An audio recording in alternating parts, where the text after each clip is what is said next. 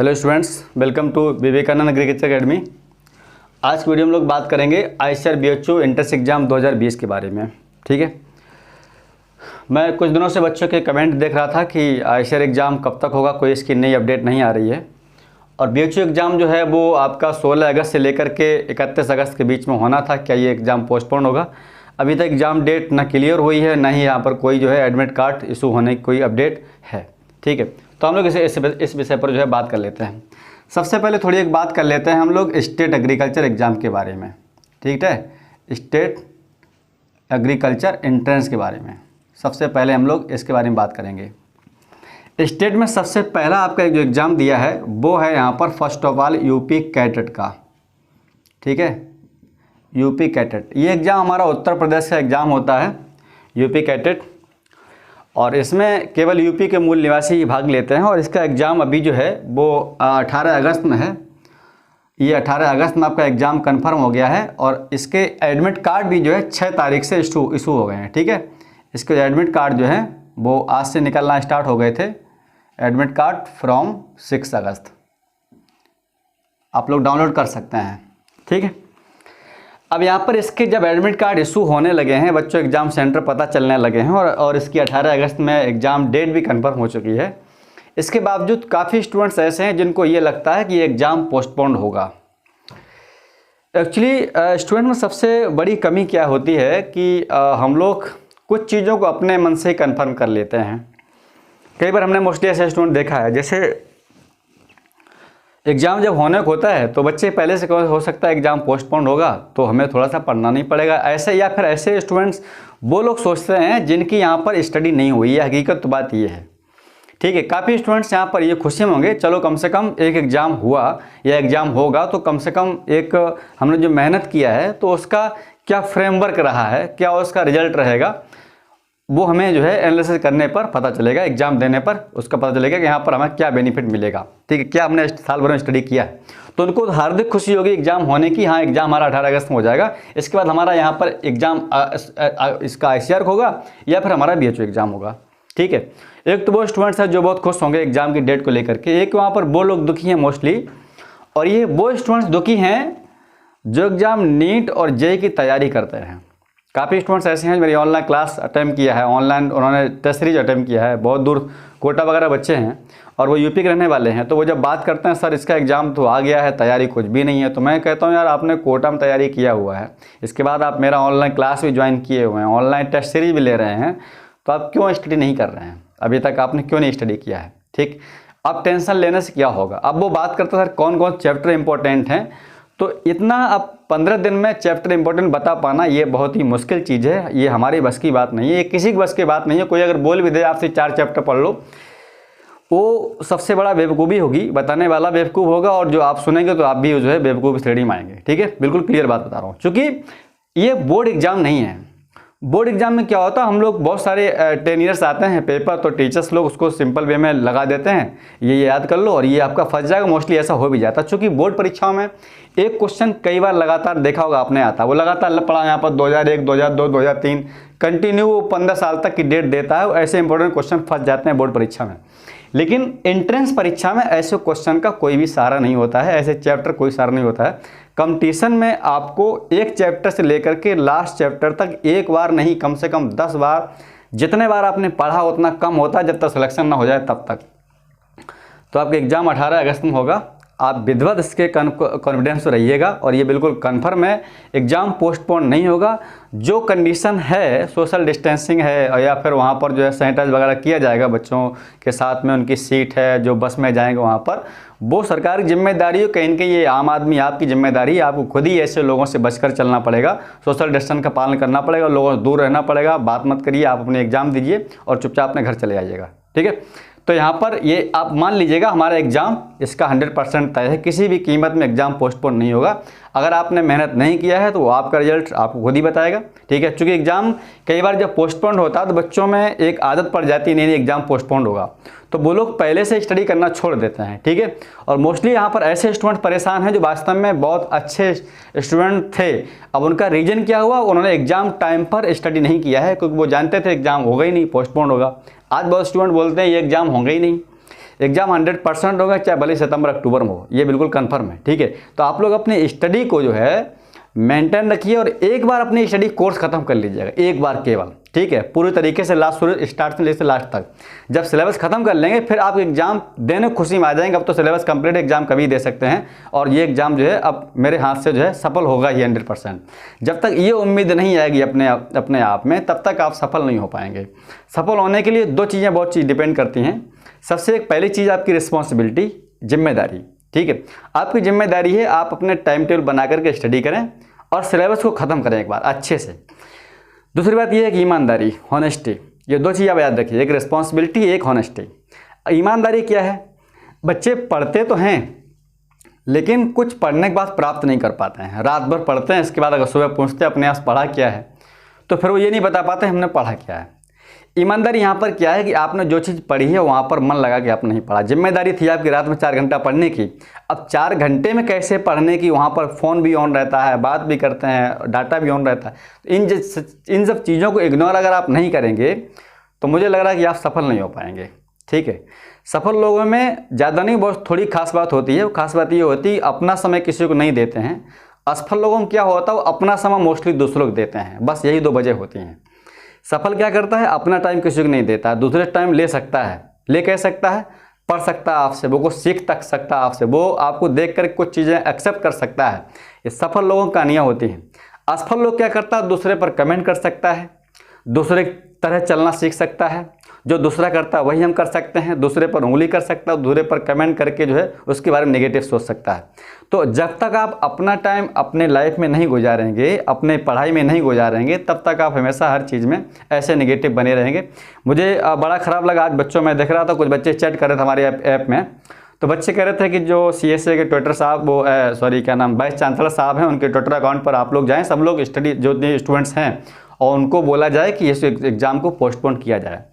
तो हम लोग मुश्किल में एग्ज़ाम डेट आई है, इतना बड़ा रिस्क लिया है उन्होंने एग्ज़ाम को कराने का, और ज़्यादा नहीं, चूँकि स्टेट परीक्षा 6 सेंटर में है, तो 6 सिटी में जो सेंटर हैं वहाँ पर आराम से हो भी जाएंगे। इतना कोई भी नहीं है। आम आदमी की ये एक वो जिम्मेदारी है कि हम लोग भीड़ भड़ाके से इलाके से दूर रहें और अपने अकेले में ही जाएँ, अकेले में एग्ज़ाम लेकर के आ जाएँ।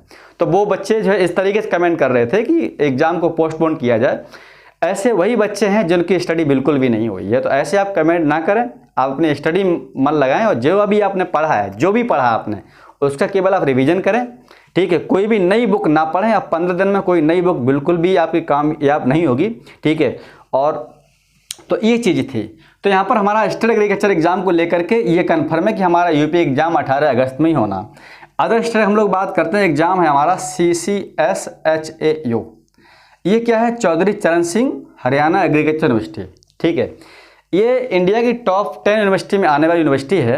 अभी यहाँ पर एक सोचना ये थी कि बच्चे यहाँ पर, अब चूँकि मैं हर स्टेट की यहाँ पर बात क्यों कर रहा हूँ, चूँकि मोस्टली स्टूडेंट्स हर स्टेट के ऐसे हैं इंडिया में, जो कई स्टेट के स्टूडेंट्स हमारे ऑनलाइन क्लास और ऑनलाइन टेस्ट सीरीज में शामिल हैं। तो मुझे मजबूरी में हर स्टेट की बात करनी पड़ेगी। हमारे स्टूडेंट्स बार बार बोलते हैं हरियाणा के भी, सर हमारे एग्जाम बारे में कुछ बताइएगा, जो है क्या कैसे प्रोसेस हो सकता है। ठीक है, देखिए अब यहाँ पर ये खबर थी कि अभी जो है ये एग्ज़ाम जो है हो सकता है कि मेरिट बेस पर लिया जाएगा। तो देखिए जो यूनिवर्सिटी टॉप यूनिवर्सिटी हैं वो मेरिट बेस्ड एग्ज़ाम आपका नहीं ले सकते हैं। ठीक, ऐसा क्यों है? क्योंकि अभी तक वो एंट्रेंस करवाती नहीं है। हाँ, अगर इसका एग्ज़ाम कैंसिल हो जाता है तो वो लग रहा मुझे ज़्यादा बेहतर होगा in comparison to merit based admission. ठीक है, क्योंकि मेरिट बेस्ड में एडमिशन कुछ बच्चे ऐसे निकल जाते हैं जिनके परसेंटेज तो बहुत हाई हैं लेकिन उनको नॉलेज बिल्कुल भी नहीं होती, क्योंकि उनका एक ही फोकस होता है मुझे परसेंट बनाना है। वहीं पर ऐसे बच्चे जिनको परसेंट नहीं बनाना है, जो परसेंट के साथ अपनी नॉलेज भी गेन करते हैं, और जब नॉलेज गेन करते हैं तो बोर्ड परीक्षा में परसेंट मार्क कुछ कम आते हैं। ठीक है, तो वहाँ पर ऐसे बच्चे ना जा पाएँ उस परीक्षा में जो जिनके परसेंट हाई हैं और नॉलेज नहीं है। ऐसे अगर लिए जाएंगे तो यूनिवर्सिटी की जो है कोई वहाँ पर नई रिसर्च नहीं होगी, और जो यूनिवर्सिटी को अच्छी ग्रेड मिलेगी यूनिवर्सिटी ग्रेड गिर जाएगी। ठीक है, तो इसलिए ये इस यूनिवर्सिटी में जो है मेरिट बेस्ड एग्जाम नहीं होना चाहिए, मेरिट बेस्ड एडमिशन नहीं होना चाहिए। अगर यहाँ पर एग्जाम हो तो यहाँ पर एंट्रेंस एग्जाम लिया जाए, ऐसा हमारा ही मानना है, हम भी सपोर्ट करते हैं इस बात का। तो आप परेशान ना हो किसी भी तरीके से, मेरिट बेस्ड एग्जाम नहीं होगा। बच्चे बोल रहे थे, कुछ हमने कमेंट देखे थे यूट्यूब में कि अगर मेरिट बेस्ड एग्जाम लेगा तो हम सुसाइड कर लेंगे। तो इस तरीके का आप जो है कमेंट ना करें और ऐसा नेगेटिव फीलिंग ना सोचें। ज़िंदगी में बहुत आपको अभी आगे बढ़ने का मौका मिलेगा और आपको अभी बहुत आगे तक जाना भी है, ठीक है। आपके जो सपने हैं उनको देखने के लिए लोग जो घर में लालायित हैं, तो कहीं ना कहीं वो चीज़ आपसे उम्मीद बनाए हुए हैं। आप ऐसे उनके उम्मीद पर पानी ना फेरें, आप लोग मेहनत करें। और भी एग्ज़ाम है, जरूरी नहीं यहाँ पर यही है, आपके आईसीआर एग्ज़ाम है, BHU एग्ज़ाम है, तो इंडिया में एक से एक टॉप यूनिवर्सिटी है। जरूरी नहीं है कि आपके स्टेट में अगर एडमिशन नहीं हुआ है तो आप आईसीआर मेहनत कर सकते हैं, आईसीआर नहीं BHU मेहनत कर सकते हैं, और भी एग्जाम है, ठीक है। तो ऐसा नेगेटिव ना सोचें, हम आपसे यही रिक्वेस्ट करते हैं। तो यहाँ पर जो स्टेट एग्रीकल्चर एग्जाम के बारे में जो हमारा है, अब ये चीज़ है कि जो जितने भी स्टेट एग्रीकल्चर एग्जाम होते हैं, वो चाहे हमारा जेट हो, यानी जेट राजस्थान का है, जॉइंट एंट्रेंस टेस्ट, या फिर हमारा BCEC ये बिहार का है, तो जितने भी स्टेट एग्रीकल्चर एग्जाम हैं आईसीआर BHU की परीक्षा से ये सभी पहले हो जाएंगे, ठीक है। ऐसा क्यों है? क्योंकि स्टेट परीक्षा में नंबर ऑफ सेंटर कम होते हैं, तो नंबर ऑफ सेंटर जब कम हो गए, बच्चे भी बहुत कम होते हैं।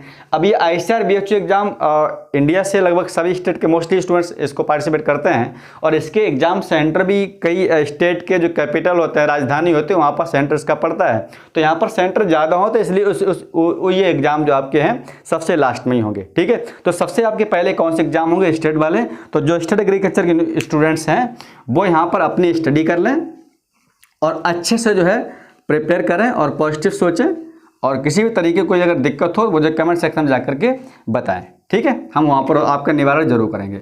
अब लोग बात करेंगे यहाँ पर BHU एग्जाम के बारे में। इन दोनों में अगर बात किया जाए, सबसे पहले जो हमारा एग्जाम होगा वो होगा BHU का, ठीक है, यानी पहले हमारा होगा BHU एग्जाम। ऐसा क्यों है?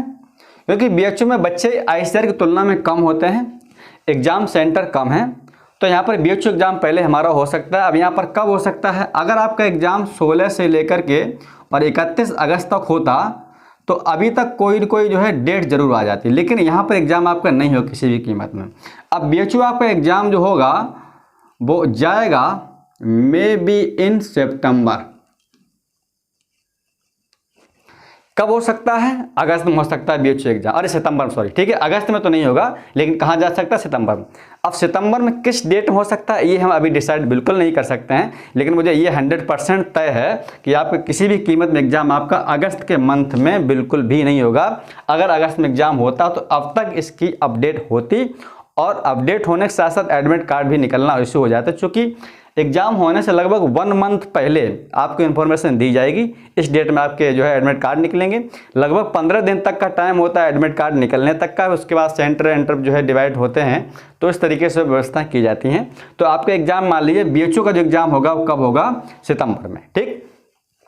अब बात आती है, हम लोग आईसीआर की बात कर लेते हैं। आईसीआर एग्जाम तब होगा जब पहले एग्जाम हमारा JEE का फिनिश होगा, इसके बाद में हमारा जो एग्जाम नीट का होता है तो ये वो एग्ज़ाम हो जा, इसके बाद जो हमारा एग्ज़ाम होगा वो आईसीआर एग्ज़ाम होगा। इसके बाद अब ये एग्ज़ाम हमारा हो सकता है, ये आपके लास्ट सितंबर में है, तो हो सकता है एग्ज़ाम जब ये लास्ट सितंबर में हो तो इसके बीच में भी हो सकता है, मे भी बहुत कम चांसेस हैं। वैसे हमारा ये मानना है अब हमारा एग्ज़ाम लास्ट सितंबर में हो, कम चांसेस हैं, तो ये हमारा ये मान लीजिएगा फर्स्ट वीक ऑफ अक्टूबर में भी जा सकता है एग्ज़ाम आपका।